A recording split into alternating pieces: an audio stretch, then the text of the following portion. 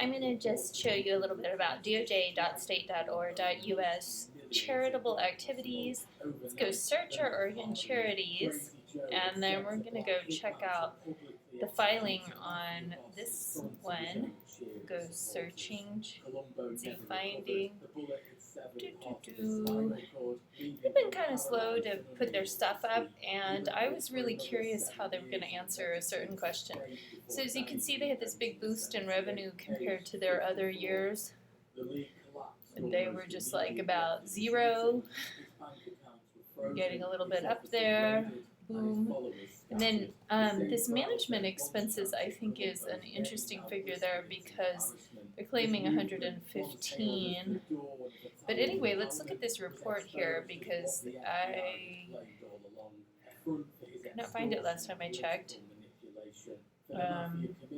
So here's the question 4. Has the organization or any of its officers, directors, trustees, or key employees ever signed a voluntary agreement with any government agency or been a party to legal action in any court or administrative agency regarding charitable solicitation, administration, management, or fiduciary practices? If yes, attach explanation of each such agreement or action. See instructions.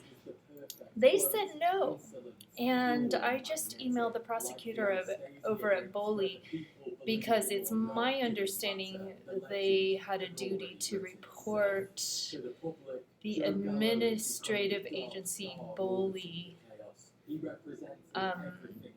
process with them, which has been on the prosecutor's desk. There has been a substantial finding of civil rights violations. I believe that to be a false statement, a misleading statement. But here's the other interesting thing. Boom, boom, Ozark's salary. The rumor flying around is that he's getting $100K, and so is Aaron. And 82,333, it's not quite 100, but it's kind of up there. And Jeff Carlson is Aaron Carlson's dad.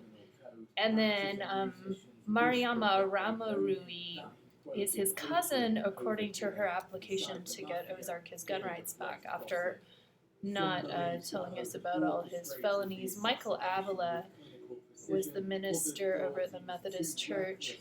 And then Corey Blair is Corey Buck Blair, or Lindbergh Buck Blair, the founder of Filling Empty Bellies. So she's still on the board. It's good to find out who's on the board. And then, oh, wait a minute. Do we have like an update with no Wintermute?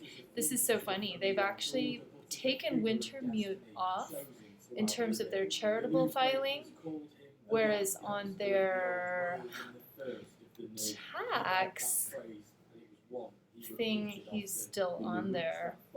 We go all the way down. Yep. See, there he is, President. Huh, isn't that interesting? Okay, so anyway, I guess that is some good news. But we'd like to I would, if they had a press spokesperson or a press office or were willing to talk to the public about what they're doing with all this money, I would want to get that confirmed and find out when it was official, because there was a rumor that Wintermute stepped down due to his incredible conflicting of interest with all the cases that get generated when Ozark kicks people out of the shelter, so he can put this salary in his pocket here. Let's see, Jeff Carlson, I've heard did some illegal labor practices down in Cannon Beach with his convention center. Mistreatment of immigrant labor and withholding them from federal authorities. That's what I heard. And, yeah, but it's kind of what I wanted to show you. And contract labor.